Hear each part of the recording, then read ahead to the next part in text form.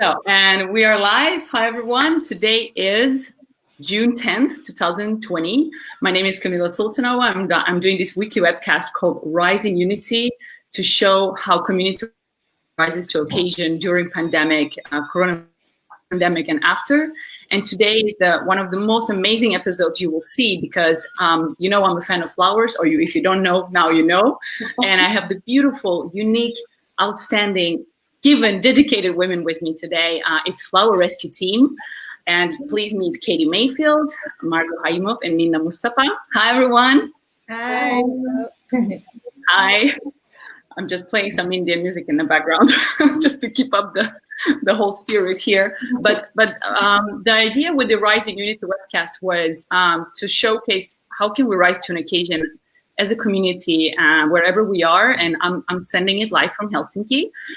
There is right now a real spring here. Let's show flowers. I have sirens in bloom. There is rhododendrons.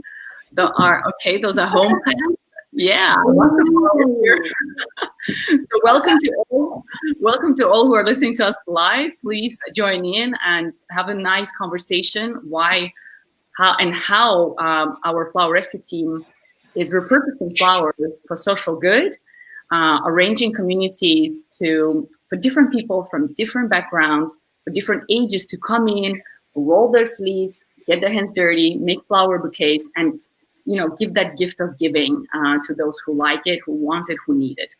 And so this episode is for everyone who wants to know how is the Helsinki community like. I'm recognizing now this is 11th episode, I'm recognizing all the community makers, doers, leaders, visible and invisible, and someone who needs to really inspire us to stand together. And right now, there has been a Black Lives Matter issue, debate, there's huge racism pandemic besides coronavirus. So I went also to see how is that fitting in Helsinki, because 30 cities in the States, riots, not riots, but like protests of solidarity took part from Latin America to New Zealand, and also Helsinki has been part of it. So I'm really looking forward to this conversation with you also.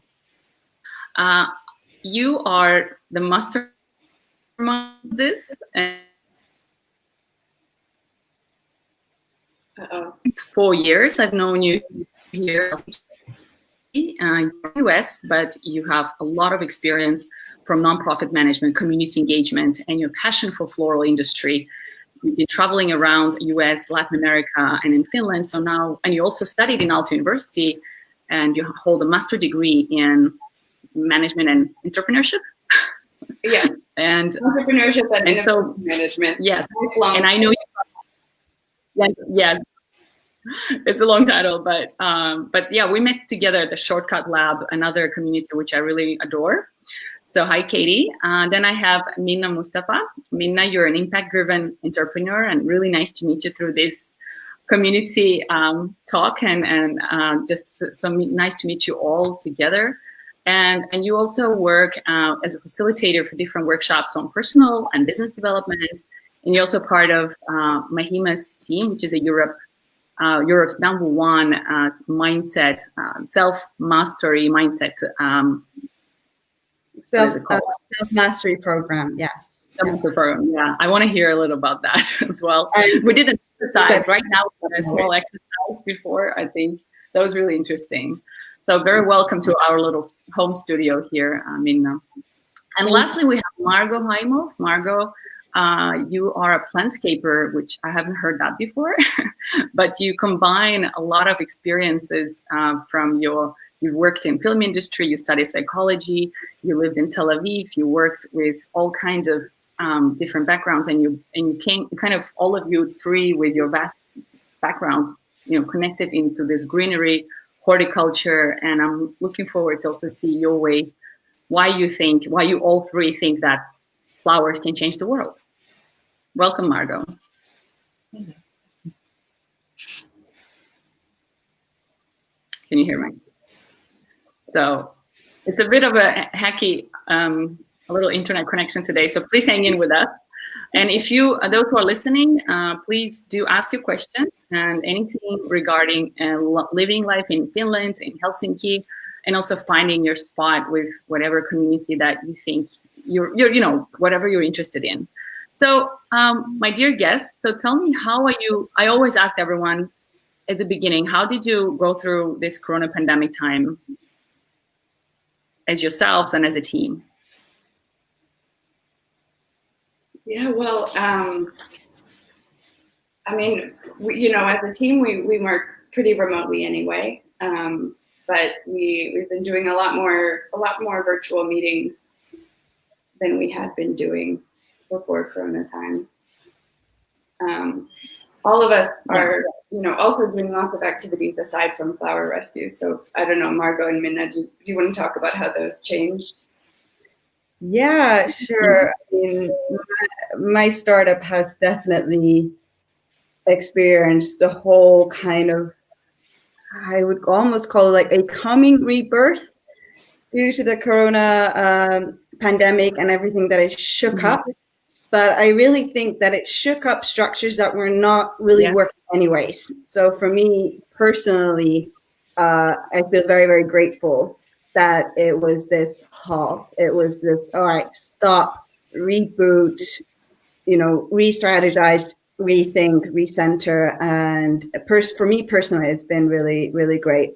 Although, obviously on a global and a community level, it's devastating. But I do feel like in every moment, in everything that happens in the world, we gotta look for the learning, the lesson, and the growth and the beauty in those situations. Yeah, well, for me, it was more like redirecting life from doing my own things to more family life. To my husband working from home, and we're also having a toddler running around that needs now my attention all the time. So from the world of plants and flowers, I just switched my focus to growing my own little flower. Okay, that's nice. So, tell us about your FloweRescue initiative. When did it start, and what is this really about? Yeah, well, I'll start, and then maybe Margo and Minna, you guys can jump in on what I missed. FloweRescue started in December of 2018, or that's when we did our first FloweRescue, and that was a time when volunteers came to take some surplus flowers from a local wholesaler and turn them into these nice bouquets that we then took to an elderly home, and we did that after the Christmas holiday, and it was so much fun that we decided to keep doing it. And for some time, I had been looking at the issue of waste in the floral industry. As a big flower nerd, I had started to realize how unsustainable the entire floral industry was, or can be, and got particularly interested in the issue of floral waste. And so looked at a lot of different ways, both nonprofit and for-profit, that we could address the floral waste issue, and during this idea iteration came up with this, or got the opportunity through one of the local wholesalers, Kukatoimitus, which is still our main supporter and partner, to take Kukatoimitus.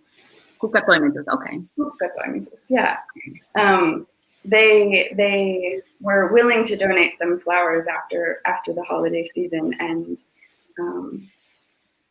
that was while we were iterating all these different ideas, from looking at nonprofit structures to for-profit structures to address the flower waste issue, and that was such a fun event, but it was also a great time for a community, for a group of people to come together. I can't say we were a community at that point, but we came together in such a way that it was sort of like the three goods. We were having fun playing with flowers. We felt like we were doing something good. We were addressing this issue of floral waste, and we were bringing these rescued flower bouquets to the elderly home, to people who often don't get access to flowers. And so with those sort of three ideas in mind, we decided to keep doing those rescues and do them regularly, and now we do them every week. So each week we meet with a group of volunteers and take the leftover flowers from the wholesalers or from florists or from events, and separate the good ones from the bad ones and turn the good ones into bouquets. So can you tell us something about floral industry? You know, how some just facts, something that you don't think about. I think about flowers every day because that's my passion, but I think generally we think about it on Mother's Day, 8th of March, you know, those main Valentine's Day where it becomes commercial. But could you just give a little dive in?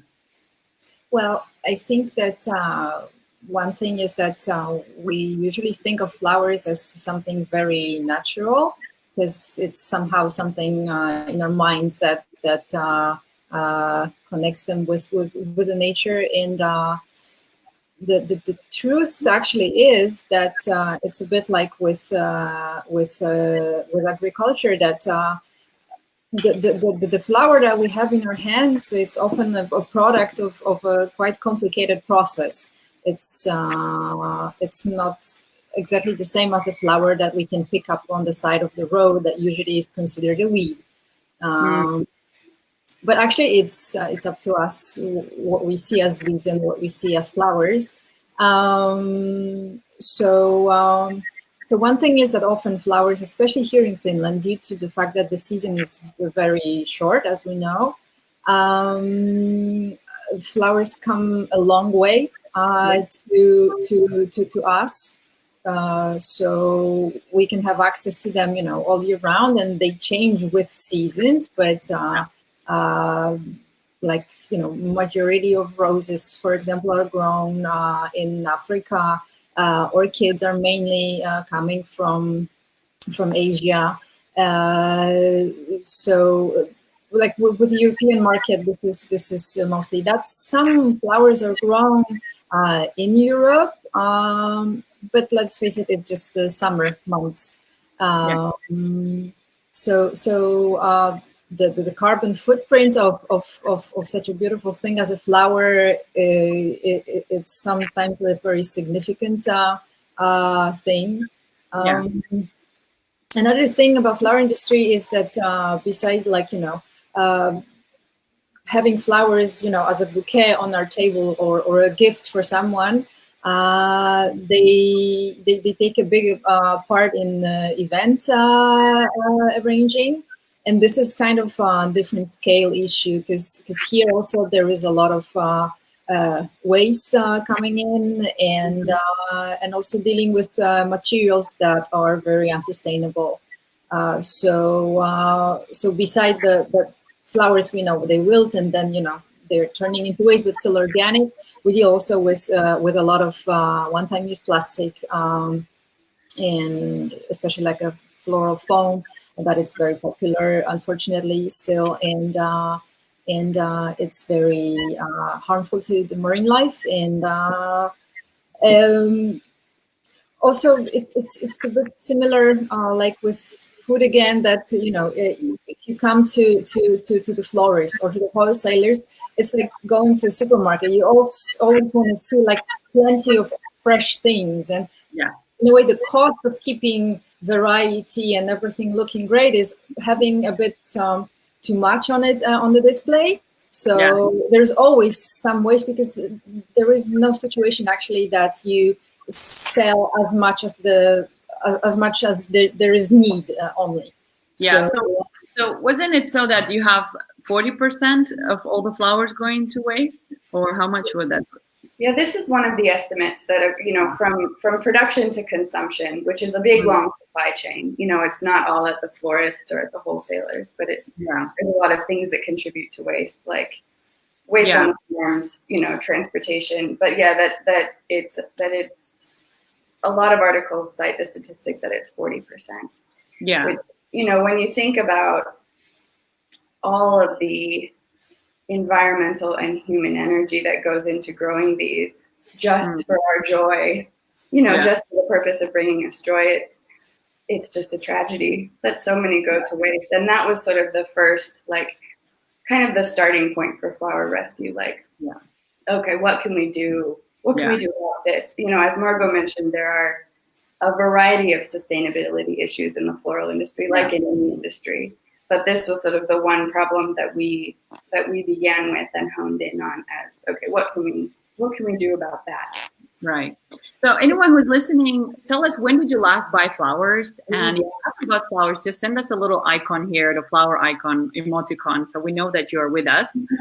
And just, engage with us. I think it's an interesting insight to an industry. We just take it for granted, you know, and now thanks for Margo for saying that, you know, we're looking at, from that perspective, everything becomes a product and, you know, throw away or waste and this and that. So Minna, what brings you to this FloweRescue? So what brings me to FloweRescue is absolutely being inspired by Kati's vision for the association. And as mentioned in my bio, I'm definitely an impact-oriented entrepreneur. I really feel like in this time in our world right now, and I don't know if there's ever been a time in our world that it hasn't been the case, but I feel like there's so much we can do better for humanity and for our planet.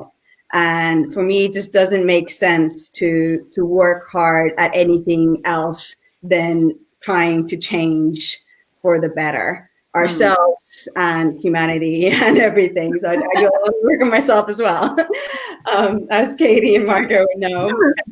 Kati's like, oh yeah.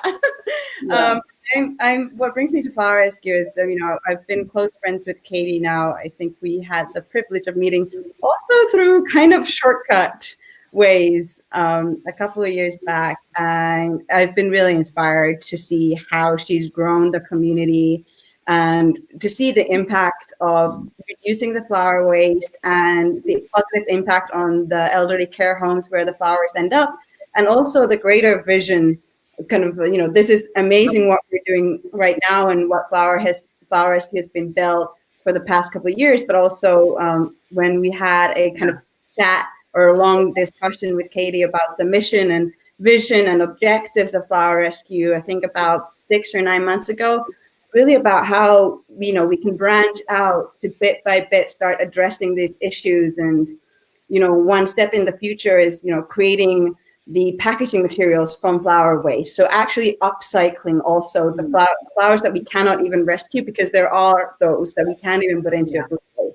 So how could we then use those to create a more sustainable, a more environmentally friendly, ecological packaging paper? So I think that's really, really exciting. I think there's so much to love about FloweRescue.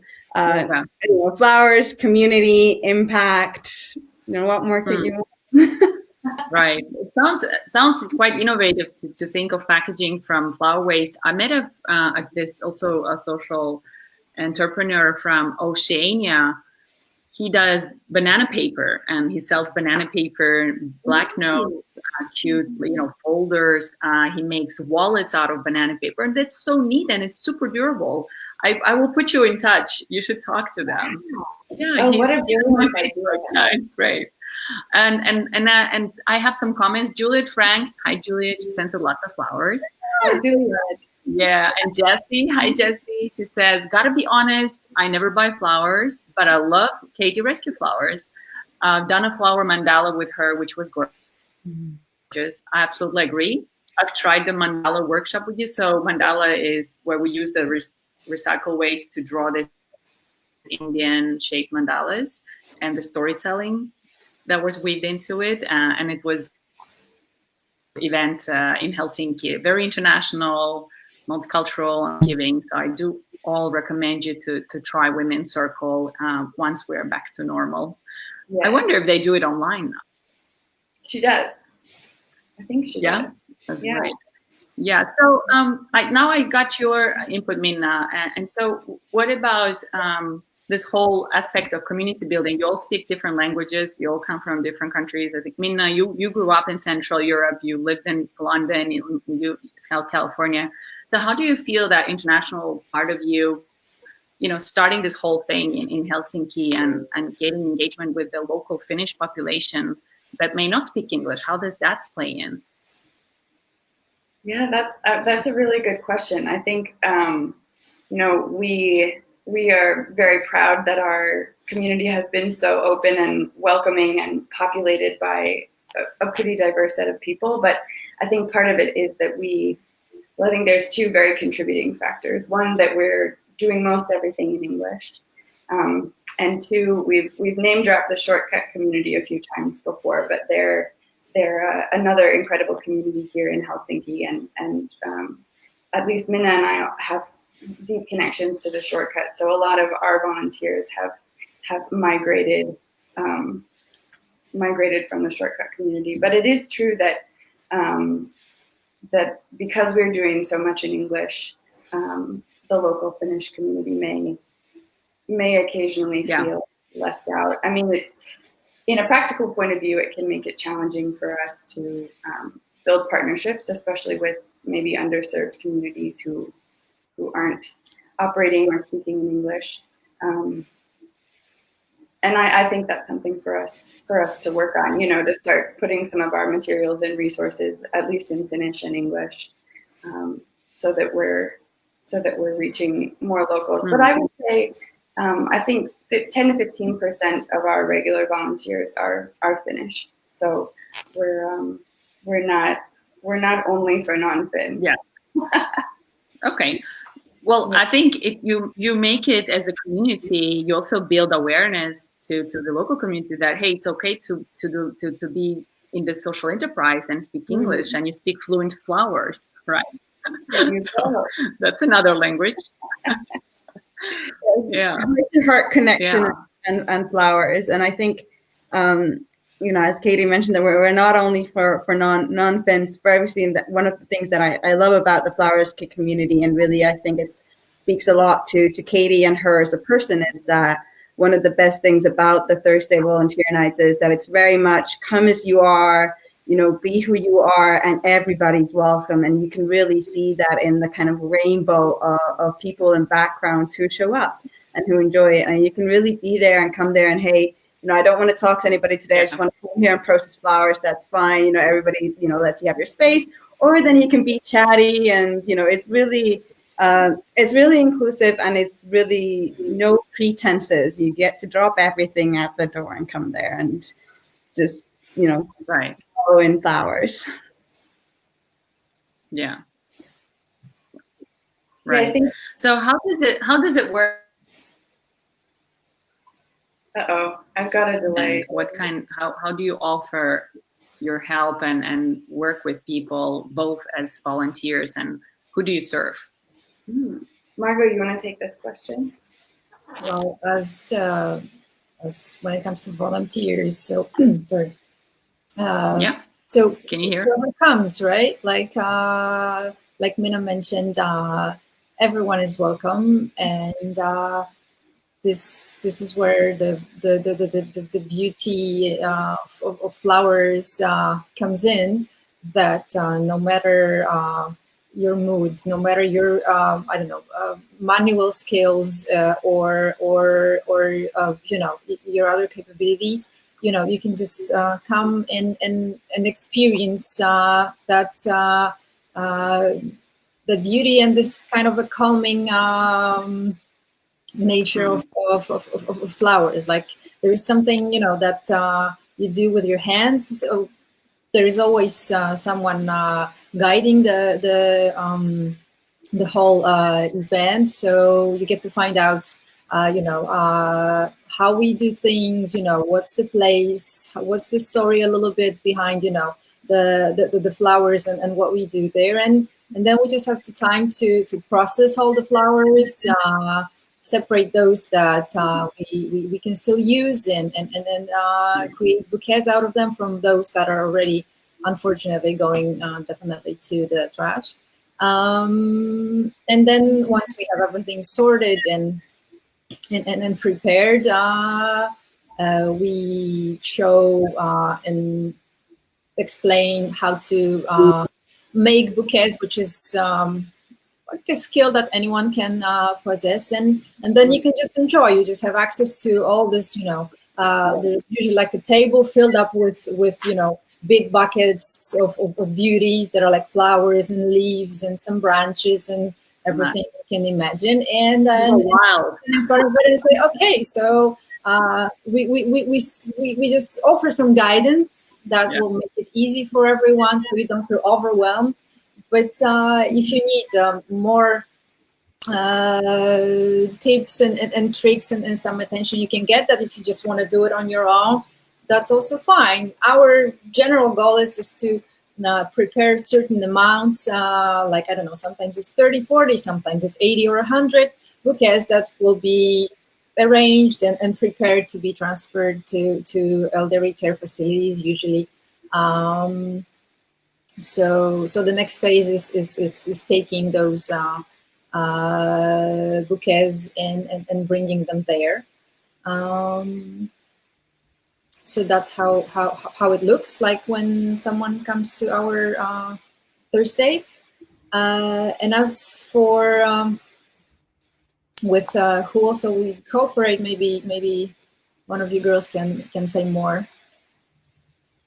Yeah, I can. Just one thing to riff a little off of what you're saying, Margo, is that, you know, the great secret is that, of course, floral design is a very high art, and we are lucky to have practitioners like Margo and a number of local florists who lend their services to us to train volunteers and to do workshops. But the thing that you don't always know, unless you've been lucky enough to pick a lot of flowers and arrange flowers yourself, is that flower arranging can be for everybody. I think our youngest bouquet maker has been 4 years old with no previous experience, and so that we just try to make the FloweRescue bouquets with a lot of intention and a lot of love, and we do it in such a way that I think it ends up being pretty open to everybody. I don't know if Juliet's still watching, but the first time she came, she went from never making a bouquet before to making 40 bouquets in one evening. So How many in a week? 40 in one evening she made. 40. Yeah.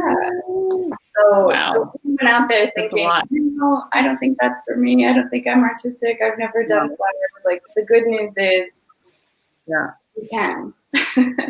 I would so everybody listening, don't get scared by the 40. We're not going to force you to do the 40 if you show up. So there's no KPIs, right? No. Yeah, exactly. Exactly. We're not about performance measurement. We're more about love and give up some your flower experience. Oh, Camilla. It's a really interesting internet today. It is. I'm gonna try to go upstairs. It's better. Let's see. Okay. So, what were you saying, Minna? So we can come back to that. Ooh, that we're not going to force you to do 40, so that anybody listening doesn't get scared that they need to do 40 bouquets. Exactly. So I think you usually get to like 10, maybe. I don't know. Right. It was an out of the ordinary night, but yeah. Those who are listening, please, when did you last make a bouquet? I'm just really curious. So have you ever done a bouquet? I can say I did, because I was at the Katie's and Jesse's workshop. We not only did a mandala, I kind of took some flowers which were left over and I took some home, and it's always a creative process. And really nice to hear that in your community space, there is space for all ages and all backgrounds, as long as they speak fluent flower or they like flowers and they don't have allergies. Is it possible to have allergy? We're pretty careful of the flowers that we use, because we don't want to take anything that would be irritating into the elderly homes. I think if someone has a very strong flower or plant allergy, they should talk to us about that first. But we're usually using pretty gentle materials.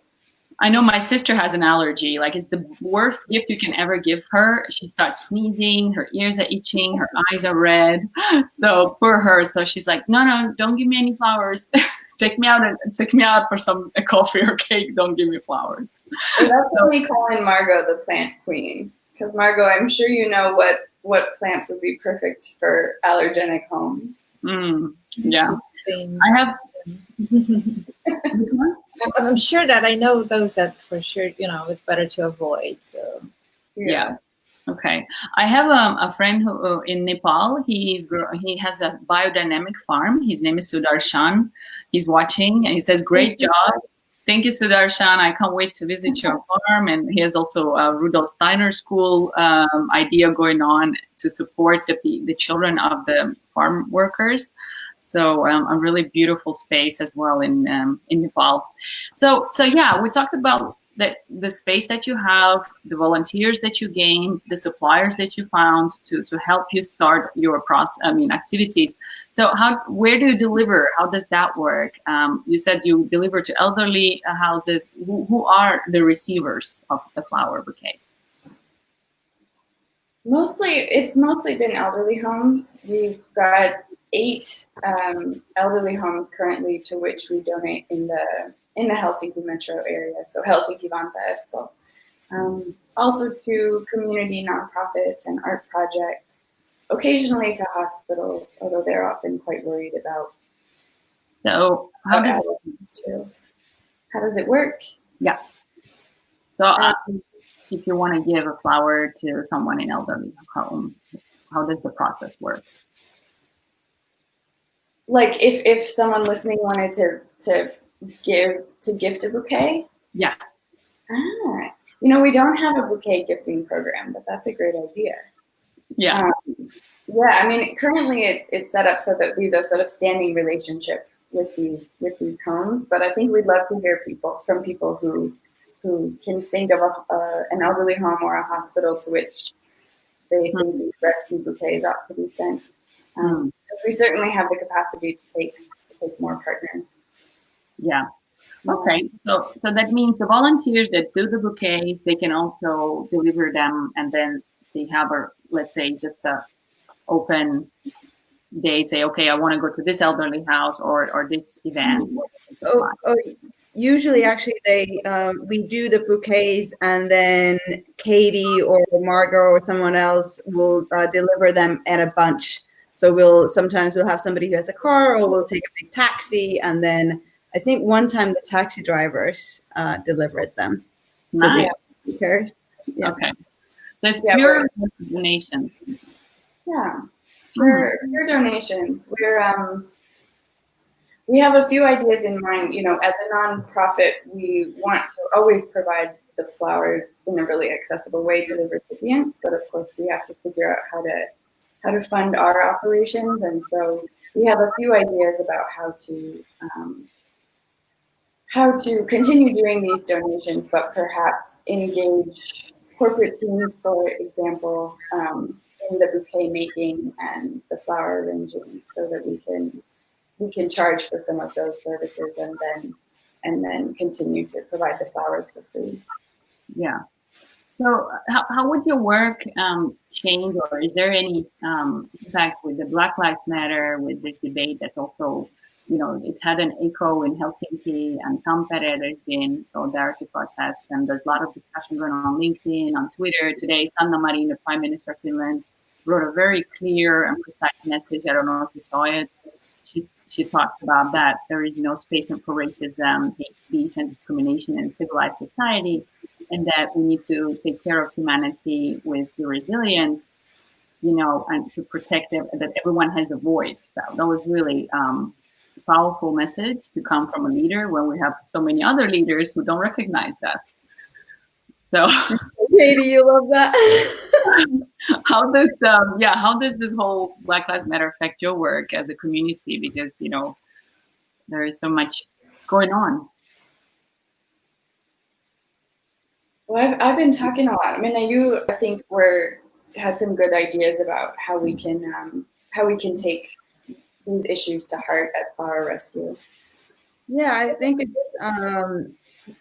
Thank you, Katie, and thank you, Camilla, for bringing this subject up. I think it's one of the discussions that we all three of us had a big conversation about, and I'm doing a lot of self-educating on the issues as well. And I think one of the main points is to look at the systemic kind of oppression that's happened, and also have an integral view. So not only us as an organization, what are we doing in regards to inclusion in our operations, but also what are the companies that we choose to affiliate ourselves with, who we choose to buy from, you know, who we partner up with, who are we supporting, you know, what are they then supporting?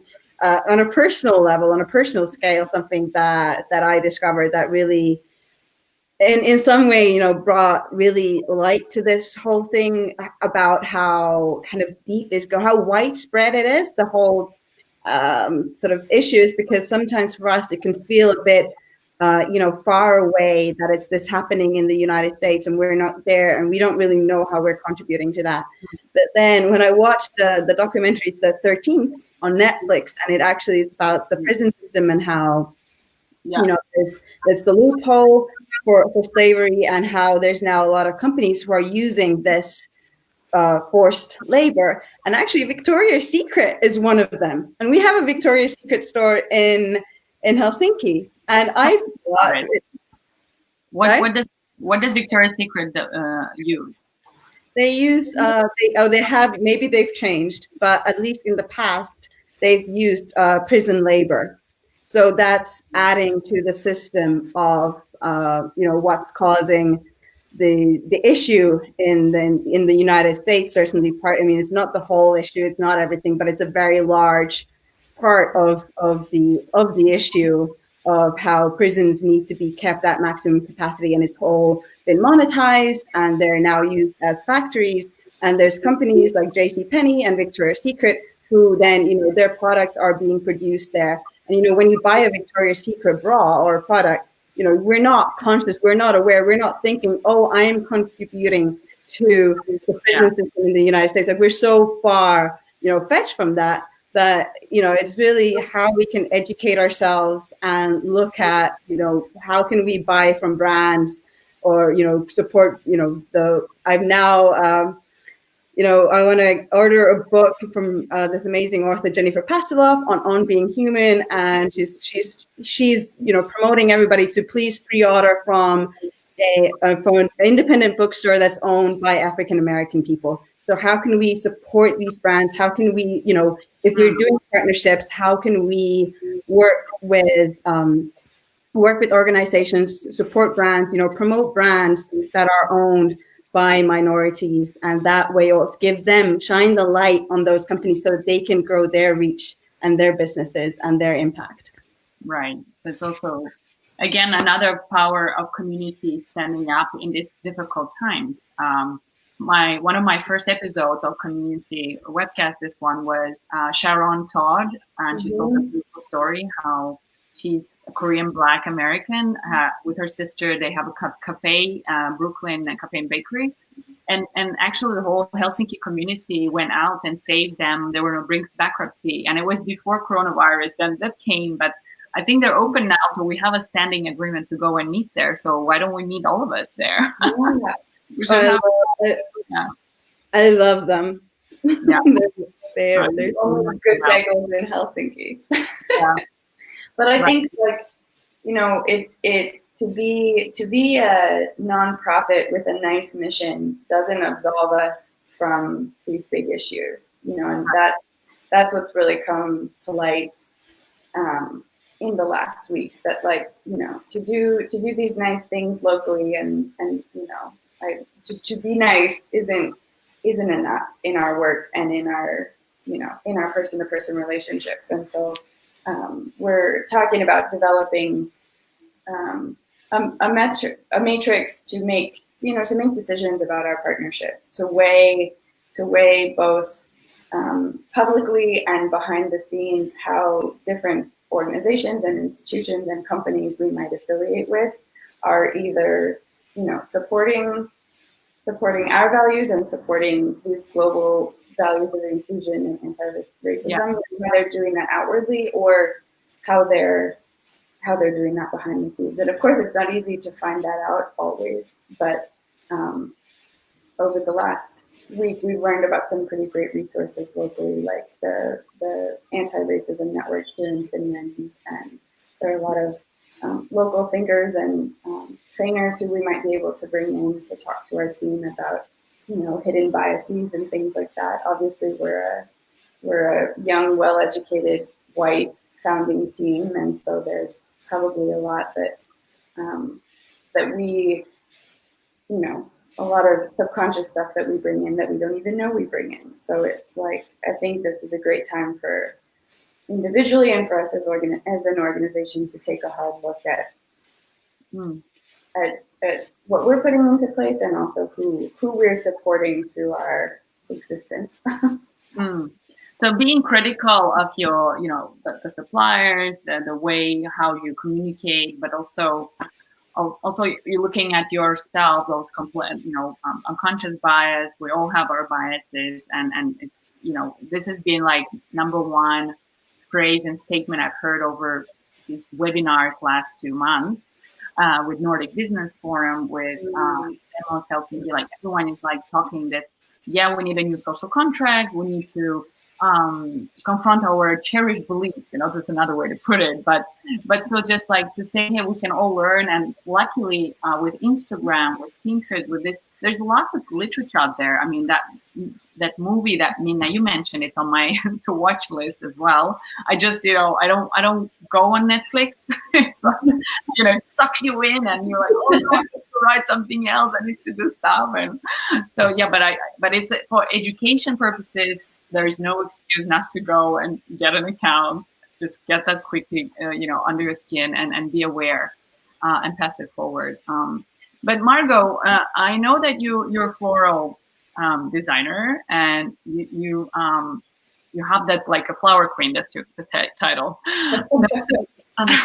Can you give like some tips, and also of course to all of you, but to you, Minna, Margo, what is the life hack for making flowers? When you have a little bit of that, so how can you make a nice bouquet with minimum effort? I know we didn't.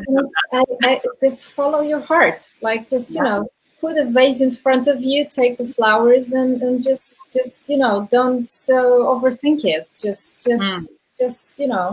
do what you feel, and not necessarily weight it in a very balanced or conscious way. It's just or just put them in random and just look at them from different sides, and then choose the one that you like the most, because they all have something beautiful to offer. So it's just about capturing it for yourself. Yeah. You worked in a flower, film industry as a makeup artist, is that so? Yeah. So how do you take that? What are the competencies, the skills you take there into horticulture, to the flower industry? Well, I think the thing that connects it is that, I like to work with color and somehow also, some, I don't know, making things look better in a way.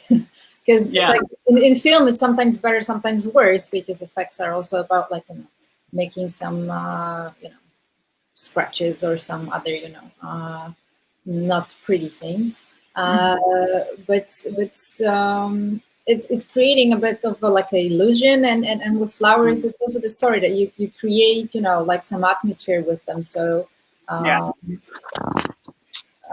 think that's the thing that connects it. Right. And if we say to Kati, if we think of like who are listening, how can they get involved as individuals? Is there people who are also those who want to, maybe companies or universities or colleges? I mean, there's a lot of different people listening to us. How can they reach out to you and where? Well, I'm so glad you asked. FloweRescue is awesome because of the community of people behind it, and so far that community is a lot of individuals. We've had over the last 2 years 125 individual volunteers who have helped out. Many of whom, like I said, have had no previous flower experience. So if you're somebody sitting at home and thinking that you'd like to get your hands on some flowers or have fun and do good at the same time, you can get in touch with us by Facebook or Instagram. We're on Instagram as _flower_rescue. You can also go to our website and sign up for our newsletter, FloweRescue.org. This summer, for example, we're going to be having a members welcome session, probably virtual. So if you sign up for the newsletter, you'll get information on that. And if you're a team or an individual thinking about your team, you've noticed that these flower rescues, so these evenings when we come together and process the flowers and make the bouquets, are awesome team building opportunities. It's a great chance to do something with your hands, to laugh, to have some fun, to get out of your normal workspace and pace, and to do something really nice. And so we can accommodate groups. Now we're still being pretty cautious with coronavirus, so we can accommodate groups of 3 to 5 now, but usually up to 10 people. And so same ways, get in touch through Facebook or Instagram or on the website. Does it cost anything? It does not cost individuals to volunteer. If it's a group of 4 or more, we do charge per head, but the amount will depend on how, the circumstances, whether you want to come to us, whether you want us to bring the flowers to you. And that money will just helps us deliver the flowers. So. Right. And what is, go ahead, Minna. Yeah, we have a host of different kind of workshops, because we've noticed that as I think, there's a bunch of scientific features, and I'm sure that many of our listeners know that, to boost creativity, it takes great to have these kind of different practices and forms, and flowers is a great way to kind of loosen up our creative juices and to de-stress. And I think Margo shared with us last week that the scientific evidence of how flowers are used to de-stress. So we have a whole host of different kind of workshops. So really, depending on the teams or the company's needs, we can really cater to what our group, what our audience wants out of the experience. And we work our very best to always bring that flower rescue essence to everyone who interacts with us. Amazing, thank you. So anyone who's listening, do book Flower Rescue team for your next team building and come over and get those smelly good flowers. Non-allergic, right? FloweRescue.org, FloweRescue.org, and there's contact details in the bottom, and we're very reachable that way. If you like what you're hearing right now, thanks for those listening. Please send us a flower. Make sure that you're with us. And Olga Miliko is saying, Margo made a bouquet for me for my last birthday. I still have it in my memory. Such beauty can't be forgotten. Well, hi, Olga. Nice. Thanks, Olga. Olga's a friend. And so it's a small world, right? I had no idea that you made all this flower bouquet. So amazing. And so what are the messages that you get from elderly houses and also volunteers? What's the feedback of being part of your community? Well, the elderly, I can talk about the elderly homes. I think my favorite anecdote is after bringing one, delivery of bouquets. I think it was in February this year, so before lockdown, but we all know how February is in Finland. And shortly after this was helping in Seniori Säätiö, and shortly after I got a picture from some of the nurses there. It was a picture of the flower bouquet and then a painting one of the residents had made. So the flower bouquet inspired one of their residents to pull out some paints and do painting. Nice. I just thought that was wonderful. Yeah, and Margo's been so present at most of our volunteer nights. What are some of the things you hear from the volunteers, Margo? Volunteers, I think similarly to me personally, I also heard opinions that it's a very, beside the relaxing kind of activity, so usually people find it quite satisfying to do something with flowers, and it works also a bit like flower therapy in a way. we cannot officially use this term, but it's proven that contact with nature, with flowers, plants, it's really affecting us on very basic levels, and allows people to relax, find their place, and it's really beneficial for us mentally, and it really affects our well-being. So I think that's what everyone is taking out from this experience. Right. I can tell from my experience that it's been therapeutical. In fact, we did a flower mandala. You could, activate your senses with the different flowers around you. We had a storytelling, so we had conversations in the middle of this whole process, and also I had a time to reflect yesterday that it opens you up, actually. That any nature moment opens you up, and I think that's what we're missing right now. And so what I said about this episode is that it's worth waiting for to listen to your story and really show that yes, flowers are there. There's no evil in them. You did the 100 Days of Flower stories, and I was so happy to be part of it. It made me reflect on why flowers are all over. My husband is jealous of my love for flowers. And you said Katie, that, oh yeah, it's another man in your relationship. I said, yeah, flower is another man in my relationship. Mine too.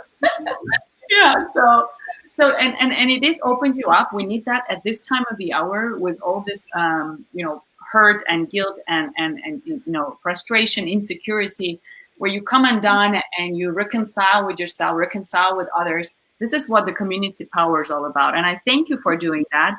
There is not many English-speaking communities out there in Helsinki. I've been asked time after time to make sure that there is volunteering opportunities open for everyone. And I think yours on par with Shortcut. And please, anyone who's listening, is that if there's any other English-speaking community, please let us know. Yeah. Thank you for that. Yeah. I should take a shout out to our mutual friend Lily Chan, who has Solo. She has has a community. It's kind of a virtual community, but we also have live events a few times. Not currently in the past couple of months. There hasn't been live events because there hasn't been live events. But Solo is another very inclusive community. But that's focused more on anybody who's kind of interested in entrepreneurship or is identifies as a solopreneur, entrepreneur. Yeah, kind of that field. That's right. And I know Lily Chan, she's great. And I was supposed to go to that one event, but it was never worked out. But it's that's true. That's another good community. Question from Olga. Are you planning to advertise your bouquets on the Rescue Club platform? Seems like there's a good opportunity for collaboration. That's a great idea. Yeah, we about a year and a half ago had a meeting with them, and I think their platform wasn't ready. Well, this was a year and a half ago, and we all know how fast things change for startups. Their platform at that time, I think, wasn't ready to post other things, but they did tell us that they call it Rescue Club, not Rescue Food, because they want to eventually rescue all sorts of things. So thank you for the reminder. I think that'd be a really promising partnership. Yeah. Thanks, Olga. You're smart. What I also wanted to say is that because of your space is a gathering space of all ages and backgrounds, it's a great space for social capital exchange. And when we need to diversify companies, cities, trade unions, nonprofits, I think this is kind of collaborations that are needed. And I do argue, even though we had discussion with you, Katie, that your collaborative work promotes inclusiveness, in the mindset that you speak English, you build your trust, you build your worth in the eyes of Finnish suppliers, of Finnish receivers, and those who benefit from your flower bouquet work. And that way, it's like creating space for other people to be accepted. And that's why our diversity inclusion work will really go hand in hand with nonprofit work like you, because without civil society, we can't do that. So I'm hopeful, and I'm sure that you will be quite in demand. And so as soon as we're back to normal, or at least I can come already with the mask, right? Yeah. So you're welcome with a mask. Just get in touch, FloweRescue.org on Facebook. Yeah, I'm happy. This is how we rise in unity. I don't know. Do you have anything else to wish our audience? Well, yeah, a flowerful summer. And thank you so much for Camilla for having us on here. I think it has been a great chance for us. I think we didn't mention yet that we have just submitted the paperwork to become an official RU here in Finland, so an official membership organization. And so this is a great chance to, look back on what we've done and who has been part of this, and the really beautiful evolution of like a ragtag group of volunteers putting some bouquets together to what is becoming a really robust and generous community. And I think we've rescued 20,000 flowers so far, so 2,000 bouquets, and here's to do more. Yeah. Thank you, Camilla, so much for having us. It's been a real pleasure having this conversation. And I think, in this moment of when there's great change and when there's times of difficulty, community is really one of the most powerful strengths that we can have, when we all hold space for each other, hold each other, and let ourselves be held. That's, for me, one of the biggest survival things in life, for sure. Yeah. Thank you, Minna. Thank you. The time also to reflect on things, I think, is very precious, because I think there's two main things that are going through now. I mean, the worldwide. I think they also bring the opportunity to look back at things and think a little more than just do. And I think you bring the space to just give that reflection. Right. And I'm also thankful. It gives me also big hope and conviction that the whole Rise in Unity webcast has a real proof that even the harshest circumstances, we are separated in many different communities, not just language backgrounds, but, just in Finland, right? It's a country of thousands of associations, and let it be. But what I do find very essential with FloweRescue is that your community gives space, gives equality of what Finland stands for. And then once people come over there, they volunteer, they meet each other, then they are ready to get connected to other community groups. Yeah. This is where we actually mix and match and create that shared understanding. Yeah, we are together, Suomi, That doesn't make us a little flower rescue place. We can mingle and we can really cooperate, because we don't look at our titles or that. We just come as individuals. And I think this is where the third step for me, community building is. The first is what you are and what you are interested in, and two, you join the community to be part of the change and to be creating and being able to contribute. And the third is that you connect to a larger community so that you're not segregated, but you're actually equal seating, footing, and act as a full constructive member of society and don't have to feel the other. So that's what we are doing. So, and this for diversity inclusion is really at the core by work of your activity. So great. Thank you, everyone. I hope you also enjoyed listening to us.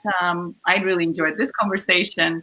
I'll go out and smell the sirens. The rhododendron park is still open. It's in Alpiruusi Puisto, Helsinki University's own park of rhododendrons. It's like a huge forest. So go out.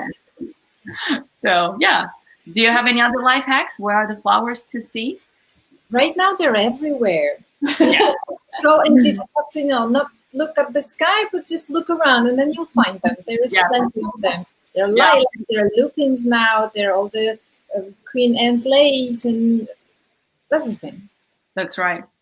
Thank you. And thank you all Helsinki gardeners. Yeah. Take care. Cheers. Bye-bye. Bye. Everyone, let's rise in unity. Yeah. Yeah. Cheers. Okay.